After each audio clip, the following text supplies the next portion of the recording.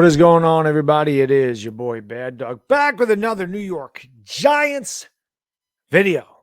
As always, thank you so much for clicking on the video. I really do appreciate it. If you could do me a favor, hit the thumbs up. Helps out the video huge. Hit that subscribe button if you're new. Ring the bell. The Giants started off 3-1. Why not come along for the ride? It's been fun so far. We'll see how it all plays out over the next 14 weeks, 13 games. It'll be a lot of fun. Lakers start tonight. The Laker dog is back. I'll be live at 10:15 for the Lakers and the Kings preseason game. Yankee playoff baseball coming as well. Again, I know some people are like, why do you stream the Lakers? Why are you a Laker fan? I'm not a Laker fan. You can read the description. I stream the Lakers because they play after my wife and kid go to bed. I've streamed the Lakers for this will be my 5th season streaming Los Angeles Lakers basketball for that reason, because it gives me an opportunity to stream basketball. That's just the way it is. Anyway, 3-1, man. Still feels good. Still enjoying the victory. Victory Mondays are always a lot easier to take than therapy session Mondays. Always a lot of fun to win on a Monday. It's always fun to go into work with your Giants gear or whatever gear you own. People talk about the victory instead of saying, man, your team looks like crap. It's nice to hear some positive news about the New York Giants. And is it pretty? No. Is it effective? Absolutely. Brian Daboll is the man. And I know people are going to say, well, Baddog, you said the same thing about Joe Judge. And yes, I did. Joe Judge fooled me. I thought with the way the Giants played under Joe Judge's first year, there was a lot of things that went on there. They weren't a really good team. They won 6 games. I'm like, there was no preseason. It was the COVID year. It was his first year. I'm like, man, they got all these pieces. Now they're going to be good. And it never happened. It never happened.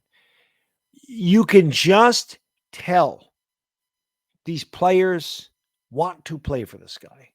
Joe Judge did a lot of coach speak. That fooled me. There's a lot of talk, very little action. The things that he talked about in his press conference and in his, his opening press conference, all that stuff, he talked to the game, but we never saw it actually happen on the field. We never saw that translate to wins. It just didn't happen. With Brian Daboll, the things that they've talked about, they've done. And Brian Daboll said right in training camp, Colin Johnson was having a good training camp. He says, I don't care who you are. The guys that play the best are going to get the playing time. And we've seen that. That was no BS. That guy wasn't feeding us a line. It's been David Sills and Richie James. Are those two more talented than Kadarius? Well, Kadarius Toney can't get on the field because we all know that he's a whatever. On a team full of guys with heart, that guy is the Tin Man. I'm actually going to start calling him the Tin Man. That is Kadarius Toney's new nickname. Hashtag Tin Man in the chat. He's the Tin Man. Dude has no heart. No heart. Sorry. It's the way I look at it. He don't watch the videos, but he'll get mad at people on the internet or on Twitter to tell him he's got no heart or he's a wuss or whatever. I don't really give a damn. You're the Tin Man, Kadarius Toney. You got no heart. His team's got a ton of heart. He doesn't have any heart. But he's not playing. Galladay don't get any snaps. Darius Slayton's got on the field only because of injury. Had the big drop yesterday. So Daboll wasn't lying about that. The things that Joe Shane and Brian Daboll told us that the Giants were going to be have happened.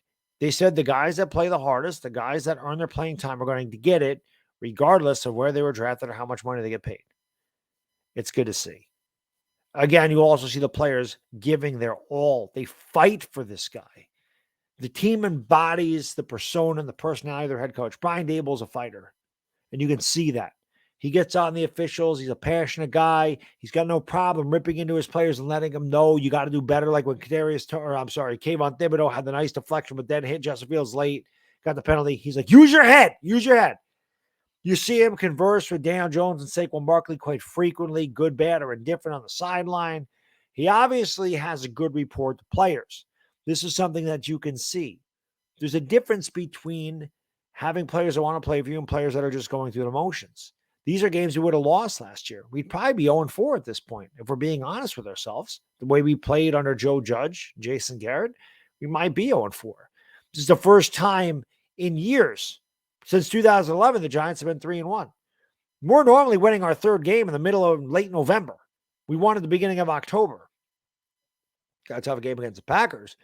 But I can tell you this, there's a lot of weeks I go into the week hoping that the Giants win.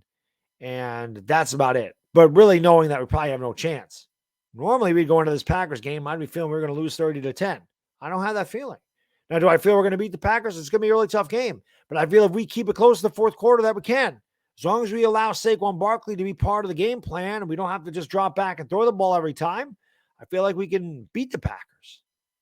I do. And that's a true statement. Like normally I wasn't feeling that we could win these games. There's just something about the way they play. There's so limited talent. We're not as talented as the teams we line up against, but they're finding ways to win. It's because it's great coaching. They call smart plays. We talk about this all the time. Last year, the Giants had 3 Ivy League school minds on the sideline, but extremely low football IQs. I don't give a damn where you went to college because that doesn't matter in the NFL. Your football IQ matters, and there's very high football IQs on that Giants sideline. You see high IQ football on the field. Do they make some mistakes? Absolutely. They still make mistakes. They still drop the ball. Again, they're not the most talented squad. Brian Daboll and Joe Shane haven't had a chance to really get their guys in here yet. But the guys that they have, they're finding a way to win with. So I he's the man. Daniel Jones, I've been all over the place with Daniel Jones because I've always felt like Daniel Jones had great physical talent, but I always felt like his processing skills were slow. His pocket awareness was bad. And I just felt like his instincts weren't good and he was too slow. And a lot of that, again, the Giants did nothing to help Daniel Jones. Bad offensive line, numerous offensive coordinators, different GMs now, numerous head coaches, numerous offensive line coaches, no Saquon Barkley, bad receiver. I mean, the Giants did Daniel Jones no favors. John Mara said they did him no favors. I can tell you this. Is Jones putting up amazing statistics? No. But I said this in my live stream last night. You show me a quarterback that is throwing to Richie James and David Sills as their starting wide receivers. And you find me a dude that's going to put up massive numbers throwing to those wide receivers with the offensive line that Daniel Jones has in front of him. Would a guy like Justin Herbert and Josh Allen, Pat Mahomes, would they put up better numbers than Daniel Jones throwing to Richie James and David Sills? They probably would put up better numbers than Jones. But are they going to put up the numbers that they put up? Is Justin Herbert going to put up 300 yards throwing to Richie James and David Sills? Absolutely not. Daniel Jones is tougher than shoe leather. I give him all the credit in the world. That kid gets knocked down, knocked around, constantly hurried, drilled, all this stuff. He's dealt with injuries because he can't stay upright. This year, Daniel Jones has impressed me more than he has his entire career of the Giants. The way he is constantly hurried, but his ability to get outside the pocket, his pocket awareness is a lot better than it was. He's thrown one bad interception. That was against Tennessee. The interception he threw at the end of the game against Dallas still slipped, and you're throwing against a stacked deck at that point. I mean, it's all or nothing. He's held on to the ball. He has not fumbled it a lot. I don't know if he's fumbled at all this year. He's definitely been a lot better getting out of the pocket using his legs. He's rushed for a couple of touchdowns. He had 2 rushing touchdowns. Again, he didn't have great pass numbers. He ran for 2 touchdowns against the Bears.